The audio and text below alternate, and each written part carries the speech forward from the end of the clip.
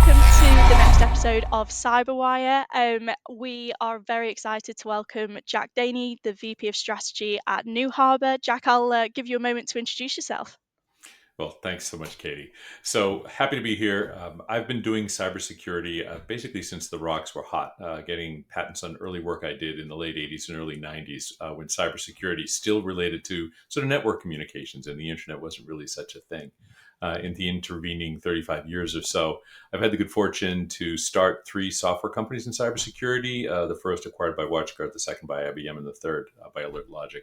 And I also had the great opportunity to hang out at IBM and run North American security services for a bit. So I've been around for a long time, and I enjoy these conversations about what's happening in the cybersecurity industry because I've really watched it mature from being largely focused on technologies and technical folk to a place where today a lot of the work that gets done is being done by business people who are trying to make better decisions in their data transformation moving forward. And that's part of what I do now. Now I lead strategy at a company called NuHarbour Secuirty, and we protect about a third of the U.S. population through a lot of work with both private industry and state and local government.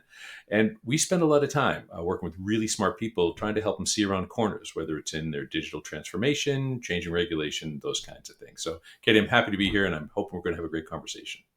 Absolutely. No, I'm excited, and thank you for the introduction to yourself. I mean, let's kickstart because you kind of referenced there. Obviously, you've been through this a few times. You've gone through that scalability, and I suppose you've got the luxury of having seen both sides of the coin as like an investee. But also, I know you kind of do a bit of investment and spending time working with cybersecurity startups that are looking to scale. Um, what do you think are some of the biggest challenges in the current climate?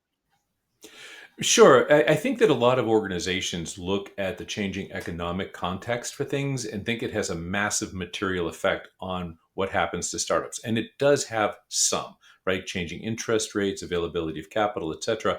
These are, real sort of foundational concepts. But my experience has been over through my own companies and through working with others is that it's really about that business's understanding of what they need the capital for and why they're going to grow, not how they're going to grow necessarily, right? But why. This is the challenge in cybersecurity. It's difficult sometimes for us as technical founders or as even security oriented business founders to take a look at a marketplace that desperately needs what we do and realize that there's still going to be a lot of battle to make other organizations understand the unique value associated with whatever the startup's doing. So one of my first questions as I talk to startups about their own goals for growth, particularly if they maybe have something out in an alpha or a beta, or they have a couple of customers who like what they've seen, making sure that they understand the road to a really tight product market fit. Right. For me, that is probably the most important part about scaling. And the reason is when you invest, right, to grow along a certain line, right? I believe I understand product market fit, so I'm going to be focused on this ideal customer profile or this market message or this competitive differentiation. You want to make sure that that's nailed because you're going to be putting a lot of effort over the course of a fairly protracted period of time with the money that you're investing. And you really don't want to be 30, 40, 50 degrees off. And so for me, one of the very first questions I come to is number one, why do you think you have a good product market fit? In other words, what have you heard from organizations that you encouraged to tell you you didn't have a great idea, right? What did you hear when they told you what they wanted next, right? So that's one piece of it. The second piece is I like to judge the founders and the leaders of the company themselves on their openness, right? You can't start a company unless you really, really believe that your idea is a good one and you're passionate about it and you really want to help people with it. But at the same time, you have to realize you don't always know exactly how they want to be helped.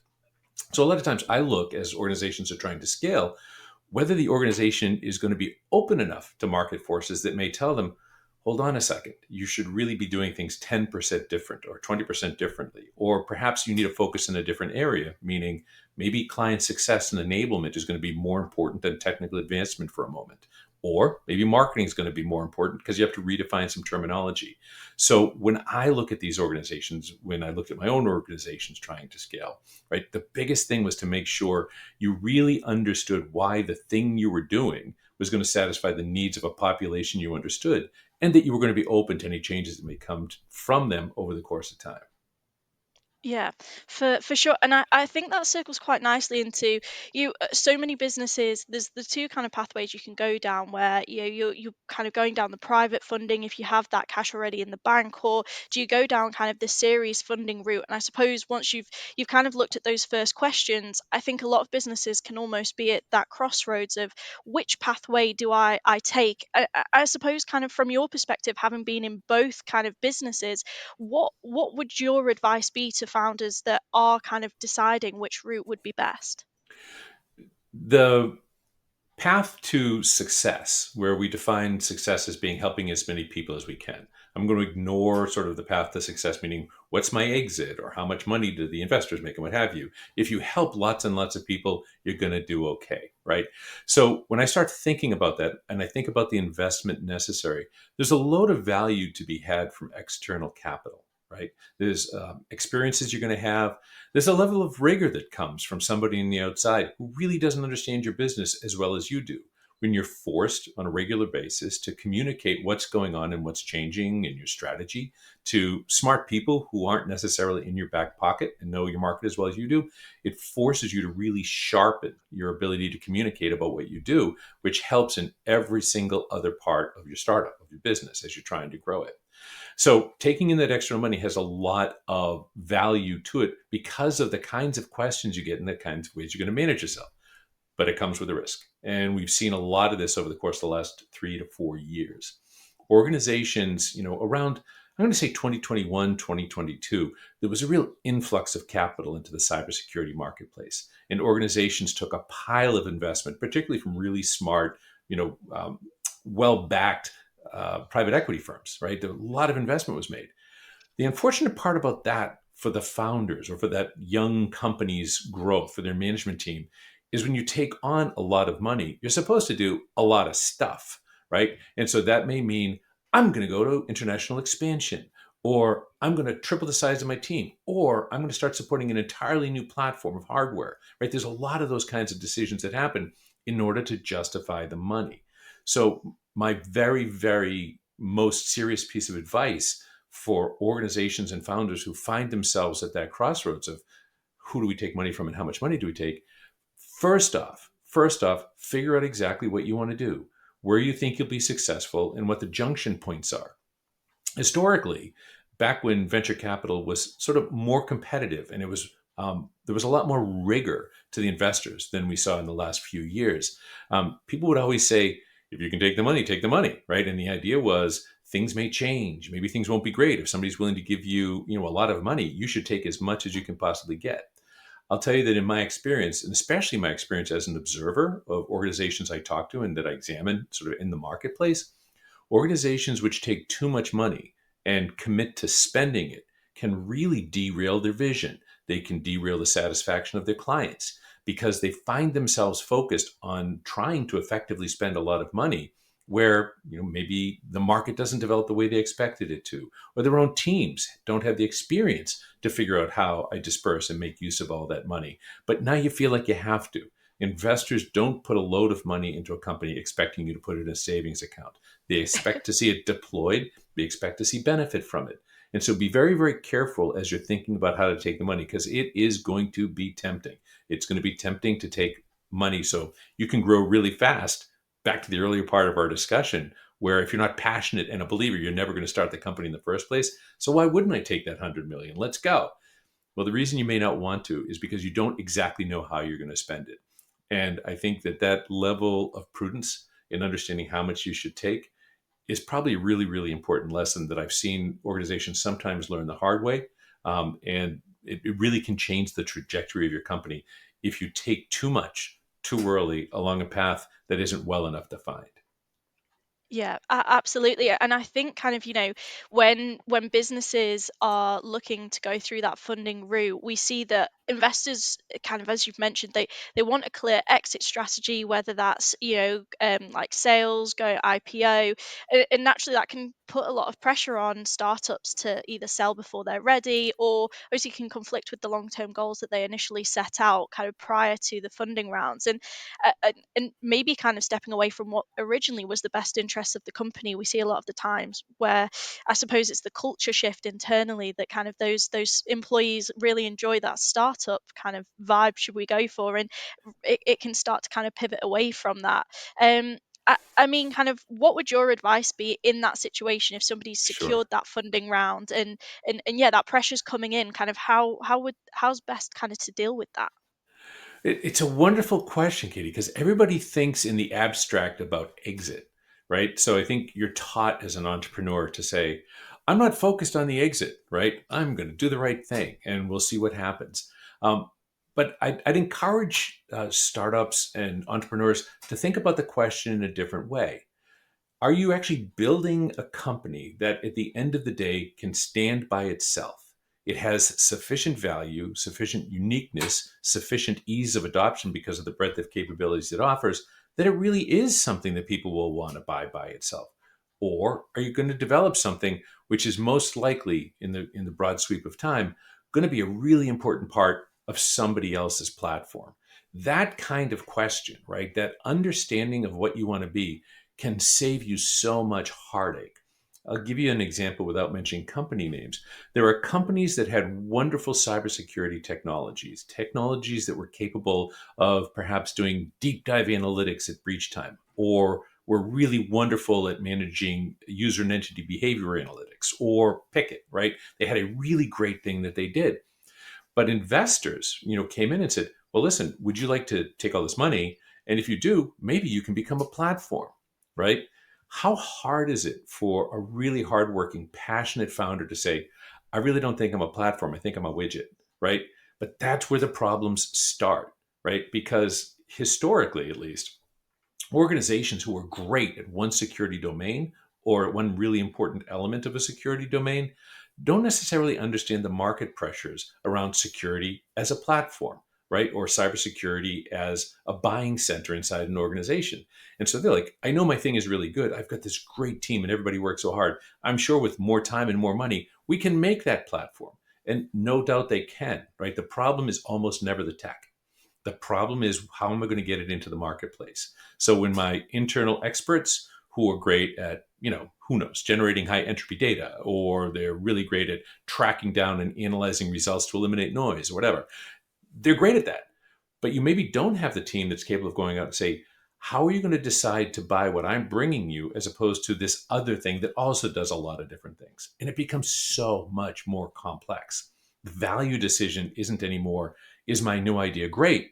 It's, is my new idea and these other ideas I tagged on and the way users interact with it and our support line and everything else, are all those things great? And just by the way I'm telling you, you can tell how much more work that is. And so I really encourage organizations to be thoughtful, not thinking about when am I getting my money out, which is sadly what a lot of people think exit is, but instead, how do I make sure that this thing I care so much about that I've built finds its way usefully into the hands of the people that need it? The rest of it will take care of itself. Yeah, for sure. I suppose it goes to that kind of the famous tale of, almost enjoying the journey instead of just focusing on that end destination as well, and making the most of the in between. And I think kind of one thing that I kind of we see all the time is, as founders or execs, and ironically this is kind of what we're doing today, but they get so much advice thrown at them from kind of everybody. It can be really overwhelming and overfacing, and when you're in a position where you're trying to make decisions and suddenly there's people kind of pulling you in all sorts of different directions, it'd be really hard to filter out that noise. I mean, kind of, what would your advice be in how do you know what should be taken on board, or what should you maybe kind of just push to the side and be like, look, actually, this is what I should be focusing on? Sure. So, first off, a message to our audience. If you're not trying to do the things I've already done, then don't listen to me, right? Because that's really the foundation of the way I think about both giving and getting advice. I make recommendations to folks all the time. And I guess this is just another example of it. But don't take recommendations on how to run or change your business from people who've never done it, right? Especially in cybersecurity. There are so few folks who've actually run cybersecurity as a company, right? Or as a business function, as opposed to as a practitioner, right? And so when you're a founder or you're the CEO of a cybersecurity company and you have questions, asking somebody in generic IT, or somebody who's been working a lot in cloud transformation, or somebody who's a database person, specifically about how am I going to deal with cybersecurity concerns in a growing market with all the perturbations we see in it, you're not going to get the answers that are necessarily what you're looking for. In the same way, in reverse, if somebody comes to me and says, Jack, I'm really very, very interested in how I can optimize the marketplace for my new unstructured data platform, right? I'm like, not me, right? I mean, I can tell you how to do things like product market fit. I can tell you how to ask questions. I'm very, very good at avoiding potholes, but I cannot give you direct advice on how to address the concerns that your client base may have or the competitors, where they're going to go. So, my recommendation always is make sure you find people who can give you advice who've actually done the thing you want to do. And in cybersecurity, that can be especially difficult. One of the reasons is cybersecurity is still pretty new, right? I've been doing it like as long as there's been an internet and a little bit before that, right? But there isn't like this huge legacy, right, of organizations and individuals who've done this for a ton of time. Worse, most of the people who've done it have been focused on cybersecurity, right? There are a few people who focused on what does it mean to market to cybersecurity? What are the different buyer profiles, the ideal customer profiles associated with cybersecurity? How do I sort through language, which sadly, between like 95 and 2005, when all of us were just sort of hammering away trying to get stuff done, the language took a beating. What does protection mean? What does defense mean? What does response mean? It all means different stuff. And so a lot of the people who deal in cybersecurity have just now found their voice, right? To be able to communicate why it's important to their management and how to create a balanced approach to it, as opposed to historically what was the Department of No. But we don't have a lot of folks yet who managed to do this in the way you might in database or straight IT, or in, or basically endpoint systems and hardware or whatever. So make sure when you're asking the questions, number one, you know the questions you want to ask, right? What are the specific things you're looking for from somebody? Nobody really wants general advice. Second thing is, has the person you're talking to had to answer that question in their own lives when their own mortgage was on the line? And then the third thing is, are they sensitive to what you're saying? Right? Any advisor, but particularly cybersecurity, because of the nature of what we do, people can be pretty black or white. And truthfully, cybersecurity is the most bespoke, most intimate IT decision that people make, because it is very, very different, even in one company across different departments, right? So that third thing is make sure that you're comfortable with their openness to the data that you bring them, and they're not just repeating by rote something that they learned perhaps in their own history or something that they read. Make sure that they've taken the understanding that they've developed, answering the questions like the one you have, but they recognize that yours is going to be, some degree a little bit different. Yeah, no, absolutely. That's definitely helpful. And like I say, something that comes up quite often. I suppose just to kind of as we come to the end, I'd like to pivot away and get your insight because again, like I mentioned at the start, I think you bring a really great perspective of you've been through multiple journeys, you've kind of been there, done that, and experienced a lot of things. But it's like you mentioned, cybersecurity, it's still premature in its journey. This is a market that's just going to continue to expand and grow, and new products are being developed all the time. You're obviously an advocate for investing in cybersecurity startups. I, I mean, kind of for the businesses that are maybe in those early stages, what are the things that you look for in a startup to demonstrate their potential for scalability? And what is it that you kind of see and go, hey, these guys have some real good potential in them? Sure. I think my first answer is focus. Cybersecurity means so many different things, right? I've tried for years, decades now, to help people understand that as a topic, cybersecurity is more of a characteristic than it is a product, right, or technology. And so I like to talk to companies who are focused on exactly what they're going to do, and they stand by it. They say, this is the thing I'm going to do. And if I throw something at them that says, well, what are you going to do in a post quantum cryptography kind of world? And they start answering it, and I know it's not their thing, then I get concerned, right? Because you want to be investing in someone who recognizes that scaling it's a very linear kind of thing for a little while, especially as you're first coming off. The second thing I tell you is like one of the things I look for is people who understand that in cybersecurity, and particularly for startups in cybersecurity, you hunt with a rifle, not with a shotgun, right? And what I mean by that is that you have to be very targeted, very specific value, so you can describe what you do in such a clear way that it doesn't get confused. For those of you who may be here in the States, who may go to the RSA conference, Great show. I remember it was a limited number of people in fold up tables. That's how old I am. But now it's like every security company, every value proposition, Etsy. Wander around, listen to what people say. You don't even have to open your mouth. Listen to what other people say as they describe what they do. And in your own head, play back the way you describe what your startup is doing or what your mid-level company is doing and see if it sounds different. Or would a random observer, think CIO or even CEO with a lot of other stuff to worry about, if they heard the two pitches, would they really understand the difference and the value that you bring? Right. So I think that that's another big part of it. So I do look for focus. The last thing I'll give you in terms of scaling, right? Scaling the company. Part of the reason why you take on investment when you scale is because you may not be the team, right? You may need new folks to join you that will help you to better understand how to grow, especially as technical founders. A quick example that I've seen, I was going to say infinitely, but not infinitely, but a lot of times is sellers in early stage companies in cybersecurity can have great success, but won't necessarily have experience scaling, right? That success to more people. They won't necessarily, because it's a hard thing to describe sometimes. How are they going to scale? How are they going to grow people to come along with them? How will they raise a team? And then how do you develop a compensation model that rewards what you as the founder want to see in it? Or maybe it's marketing, or maybe it's your development team. A lot of great developers, not a lot of experience in doing broader development as you scale the platform as well as the business.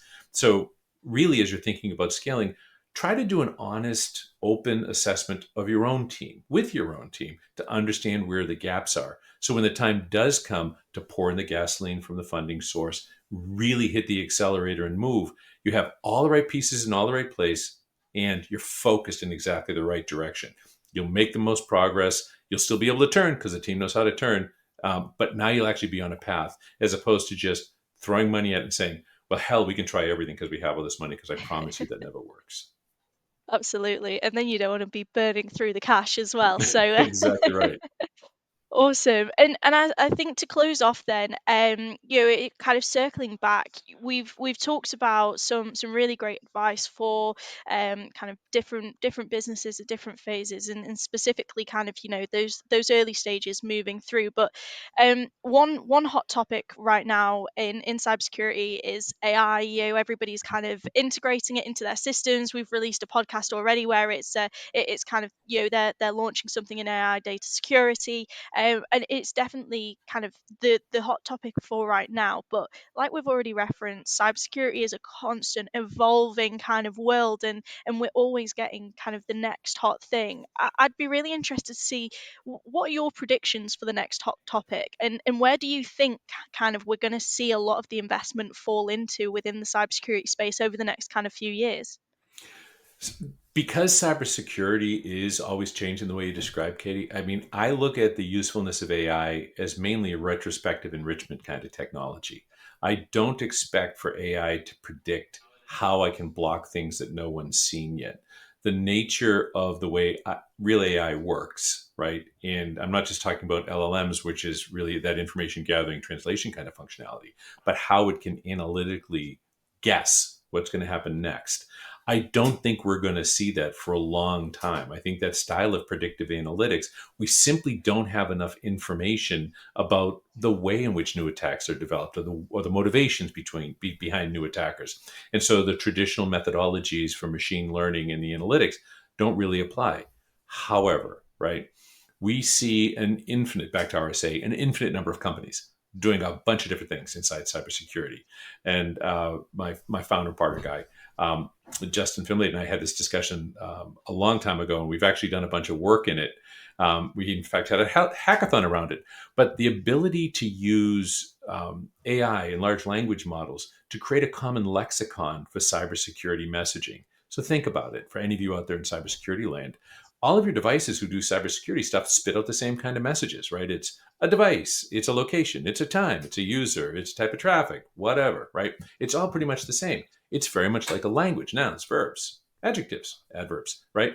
So you should be able to translate it. And we actually found that you can, right? You can actually think about applying a language model, and I don't mean like LLM in caps, I mean like the model of a language, to be able to translate all this different kind of security telemetry into a common format so that that poor overworked SOC analyst tier 3 who's doing the research can say, what kinds of attacks have been seen in this subnet today? And that's all they have to say. And it doesn't really matter whether you've got a Palo wall over here and Sentinel running, Defender for Cloud over there. All this information can sort of be brought together in a way that suddenly makes it easier. So I see AI as a massive improvement and a massive simplifier in the way that smart people doing analysis and research and what have you can look backward and take advantage of all the hard work that they and others have done in the past, because now they can ask questions, which is a great water level raise for just about everybody. And if we start doing that now and we start following the patterns that people use to generate the information they need to see what's going on, then I think there's real hope that down the road in the future, 10 years from now, we may see enough knowledge built into that system about how to look for things that may, in fact, be able to start looking for things on its own. So I think we're right at the front end. I'm a big AI for enrichment kind of guy. I'm a big AI to help that really, really tough job of the analysts get a little bit easier and faster. And I think probably 10 years from now, we may see some real benefits in terms of the predictive capabilities of the technology. Absolutely. I think there's some exciting things on the horizon, that's for sure, and definitely a space that I think is got so much potential over the next, well, 5, 10, 15 plus years. So yeah, no, well, Jack, thank you so much for your time today. It's been a real pleasure being able to speak with you, some really interesting things that you've been able to offer here, and I think definitely some valuable takeaways for a lot of people that may be able to listen to this and are in the position where they're looking to grow out their business. So yeah, thank you very much. Thanks, Kate. It's been a blast. Speak to you soon.